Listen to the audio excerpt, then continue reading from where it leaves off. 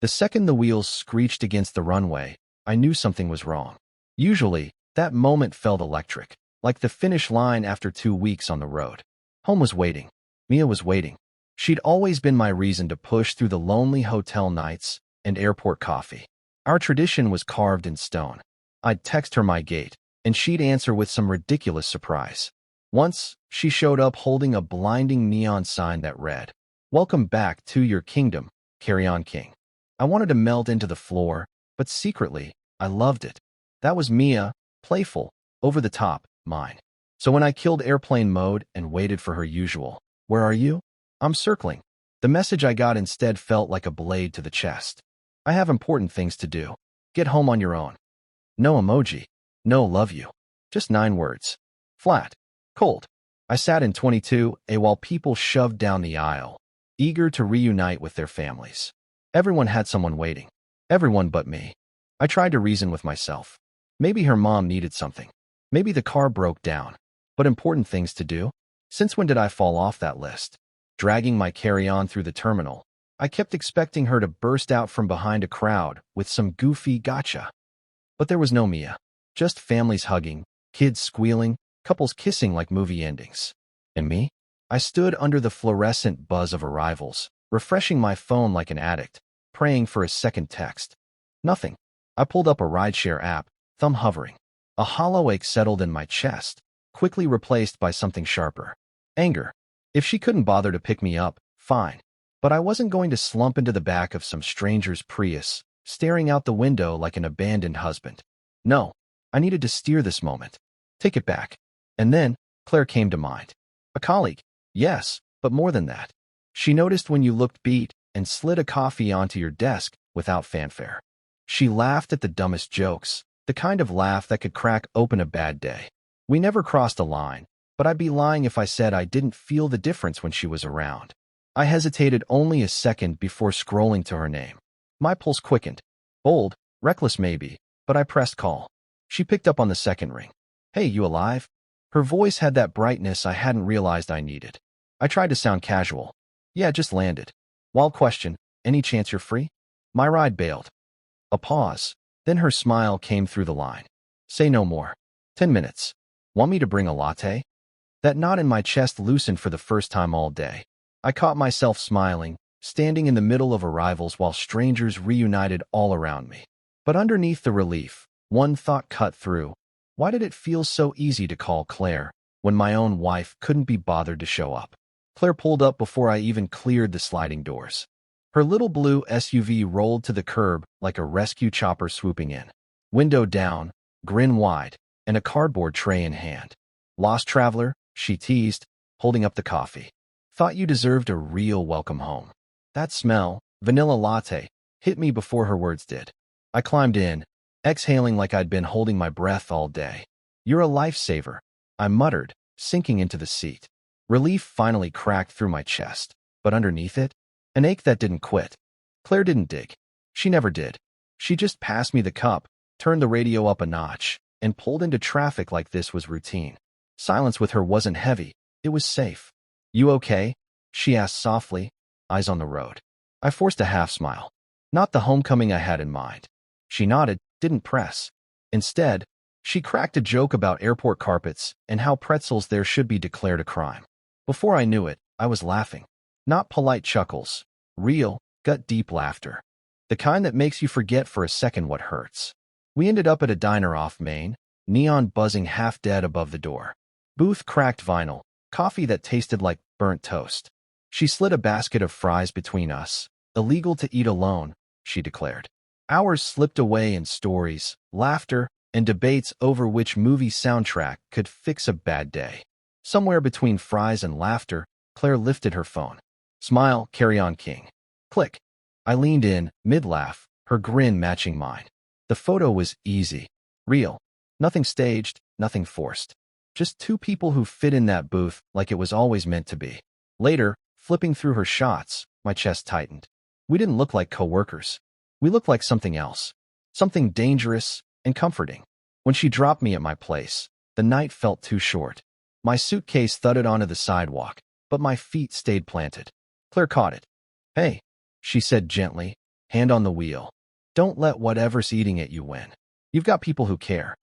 Her words clung to me like smoke as she drove off. Inside, the silence hit first, then my phone buzzed. Mia. Finally. 3 words. Hope you're home. No heart. No question.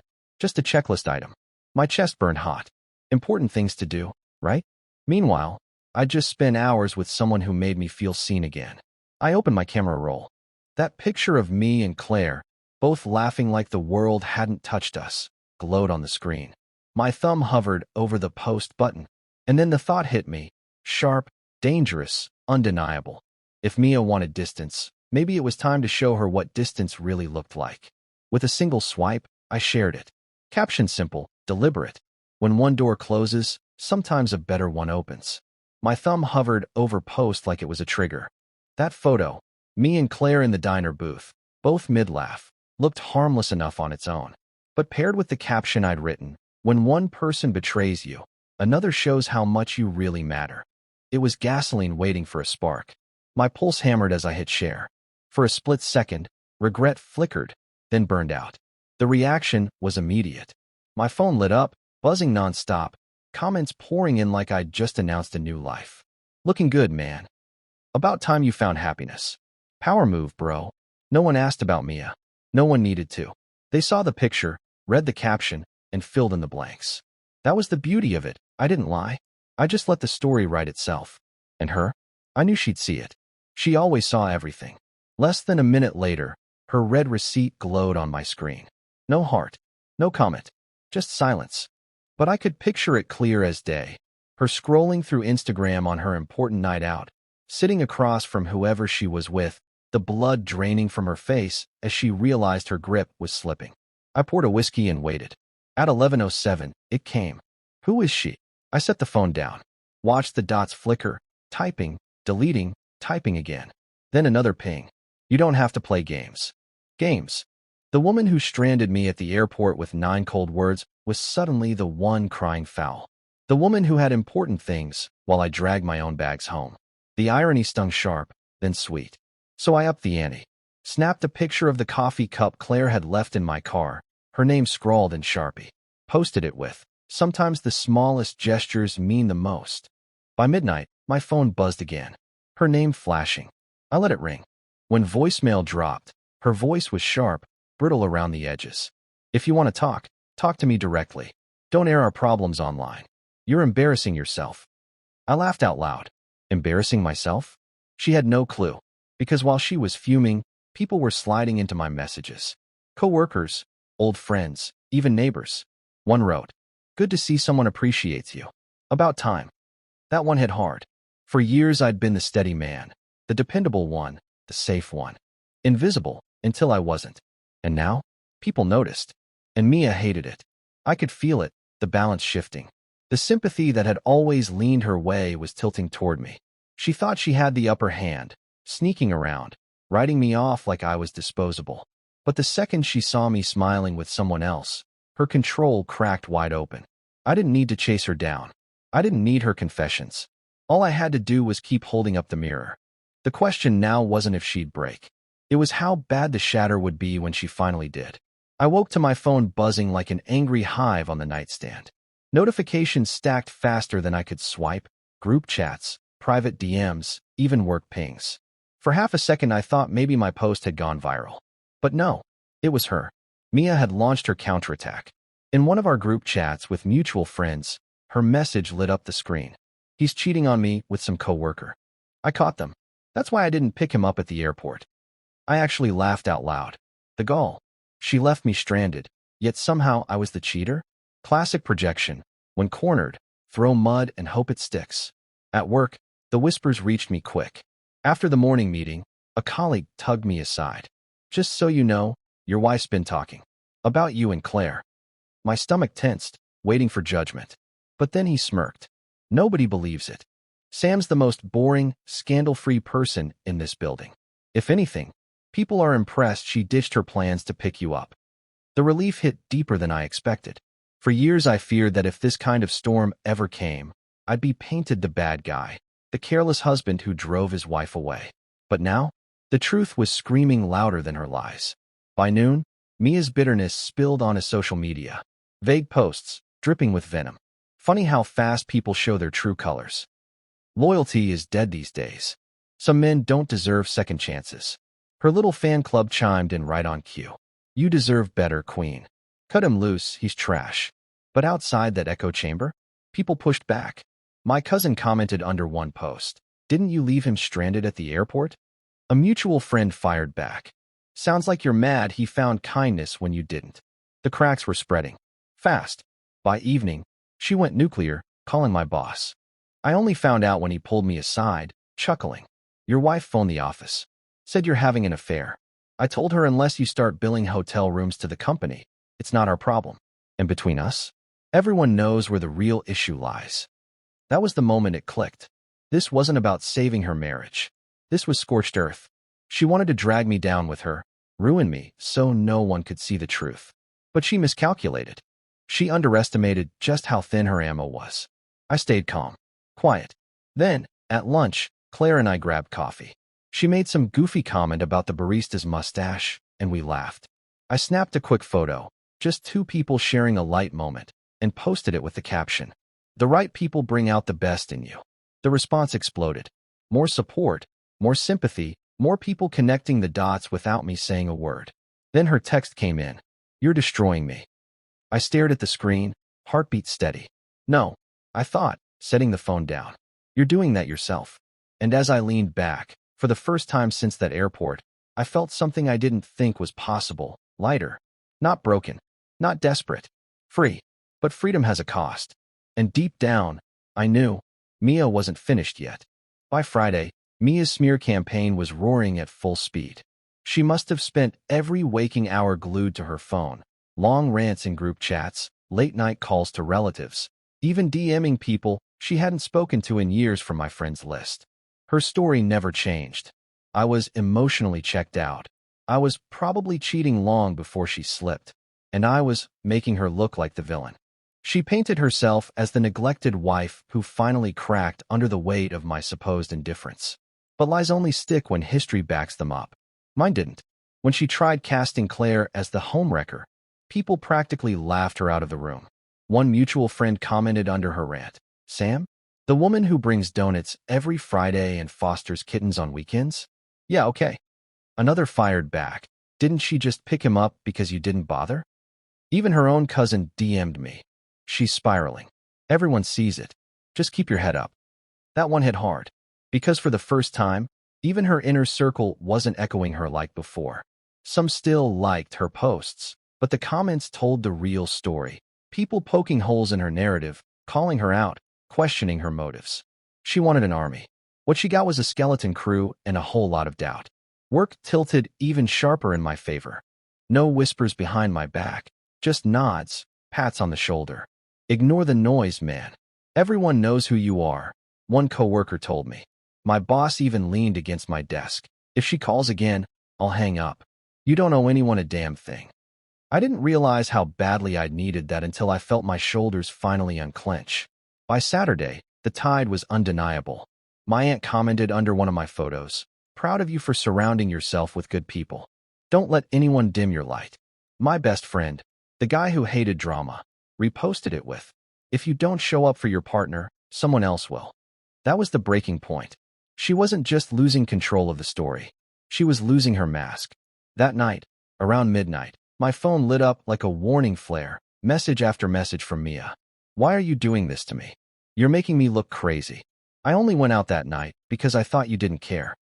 Please, can't we talk before you ruin everything? Each one more frantic than the last.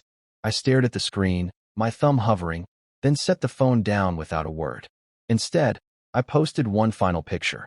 Claire and me leaving the diner, both of us laughing so hard the shot blurred. The caption cut clean. The one who shows up is the one who matters. Everything else, just noise.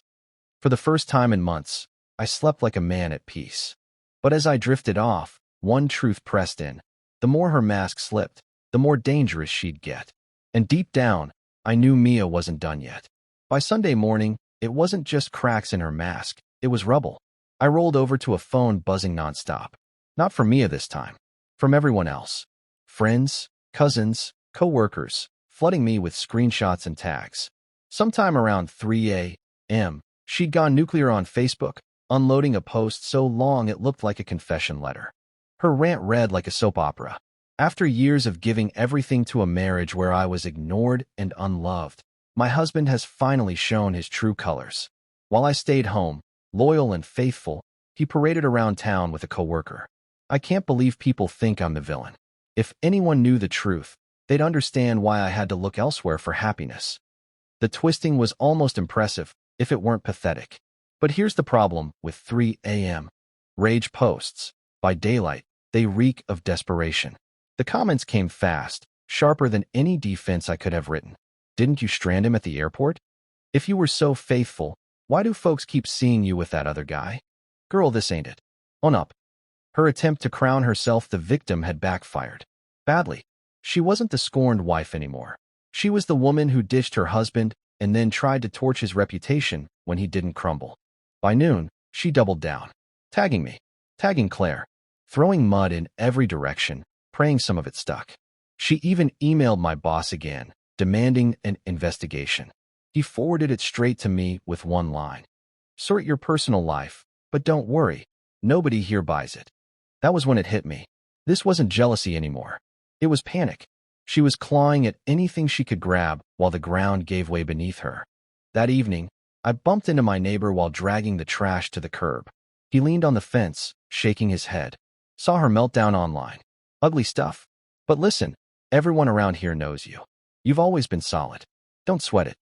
And that's when the clarity cut clean. Her smear campaign wasn't ruining me. It was isolating her. Every rant, every accusation, every frantic lie was just shoving people further away. Meanwhile, Claire? She stayed steady. Simple texts, lunch, or want a break from the noise. No pressure, no drama, just presence. She showed up, something Mia hadn't done in a long time. That night, I scrolled her feed one last time. The latest post stopped me cold. You'll all see soon. He's not the man you think he is. I'll prove it. The comments were merciless. Girl, stop embarrassing yourself. Delete this. Log off. Too late. We already know the truth. I set my phone down, a smile tugging at my lips. For the first time, the spotlight wasn't on me. But her last line echoed in my head, heavier than I wanted to admit. I'll prove it. And I couldn't shake the feeling that Mia was about to cross a line neither of us could come back from. I should have known Mia wouldn't stay behind a keyboard forever. The woman I married never surrendered the last word, and with the tide turning against her, I could feel it. She was about to up the stakes. It hit on a Tuesday morning. I was knee-deep in a project review when my desk phone buzzed. The receptionist's voice was uneasy. Your wife is here. Says it's urgent. My stomach clenched, not from fear, but anticipation. That storm I'd been bracing for. It was about to make landfall. 5 minutes later, she marched in, eyes red, hair frazzled, dragging chaos in like a tornado. The entire floor went silent. Screens paused mid-scroll, keyboards stilled. She didn't notice. She only saw me. So this is where you sneak around with her? She snapped, loud enough for the whole department to hear. Her finger shot toward Claire's desk. Poor Claire froze, coffee halfway to her lips, like she'd just been accused of armed robbery in church. Mia's voice climbed higher. You think you can humiliate me? Post your little pictures. Pretend to be the perfect husband while you're screwing around with her? Everyone deserves to know who you really are. If she expected gasps, whispers, scandal, she got silence instead. The kind of silence that feels heavy, like the air itself is calling someone's bluff. My manager cut through it, calm but firm. Ma'am, this is a workplace. You need to leave. But Mia doubled down, jabbing her finger at me like a prosecutor. He's destroying our marriage. He's flaunting this affair right in front of you, and you're all complicit. That's when Claire spoke. Not loud, not shaky, just steady. With all due respect, I picked him up from the airport because you didn't. That's it. The room shifted instantly. Nods, murmurs, even a low chuckle from the back. Someone muttered, facts, under their breath. Mia's face drained white. She hadn't prepared for resistance. She thought she could storm in, drop bombs, and walk out triumphant. Instead, she looked exactly what she was, a jealous spouse unraveling in public, angry that someone else showed up where she hadn't. Security escorted her out minutes later, still sputtering about betrayal. The door closed, and the tension snapped. My coworkers turned toward me, not with suspicion, but with solidarity. A hand on my shoulder. A whispered, "Don't worry, we've got you." Someone even cracked, "Man, if this was a soap opera, you'd be the fan favorite." I laughed, shaky but real, because in that moment, I realized her plan hadn't just failed. It detonated in her own hands. She'd come to destroy me, and ended up exposing herself. That evening, Claire and I sat on my porch with 2 coffees. She shook her head, still processing. She really thought that would work? Yeah, I said, staring out at the quiet street. But now, I don't even have to defend myself. Everyone saw the truth with their own eyes. Claire smiled softly. Sometimes the best revenge is just letting people see. She was right. And as the sun dipped low, one thought gnawed at me. If Mia was willing to humiliate herself at my office, what line would she cross next? The days after Mia's explosion at my office were eerily quiet. No late-night rants. No cryptic posts. No frantic texts lighting up my phone. Just silence. Heavy, suffocating silence. But silence doesn't erase damage. Word traveled faster than I ever could have managed myself. Friends who once cheered her on began pulling back, embarrassed by her circus act. Her own family reached out, to me. Her sister's voice cracked on the line. We begged her to stop. She wouldn't listen. Now, she just looks pathetic. At work, the meltdown morphed into legend. Not cruel gossip, more like one of those infamous stories that lives in the break room forever. Remember when she barged in here, screaming accusations in front of the whole floor? Unreal. Instead of tarnishing me, it elevated me. I was the guy who stayed calm while his world went up in flames. And people respected that. Meanwhile, her grand new beginning, with Mr. Important, collapsed. Word through the grapevine was he ghosted the second her drama started leaking into his life. Married woman fun turned into reputation-ruining mess. He bolted. And suddenly, Mia had nothing. No lover. No credibility. No applause. Just tears and the ashes of a life she torched herself. One evening, she showed up at my porch. Different this time. No storm. No venom. Just broken. Mascara streaked her cheeks. Her voice was raw. "Please," she whispered, gripping the railing. "We can fix this. I made mistakes, but we've got years together. Don't throw it away." For a long moment, I looked at her. I saw the woman who once waved neon signs at baggage claim, but also the woman who left me stranded with a 9-word text. The one who lied, twisted, humiliated. And then I thought about Claire. About how she'd shown up without hesitation, anchored me without asking for anything in return. "No," I said finally, voice steady. "You threw it away when you chose someone else. All I did was stop carrying your choices." Her face crumpled, tears spilling fast, but I didn't move.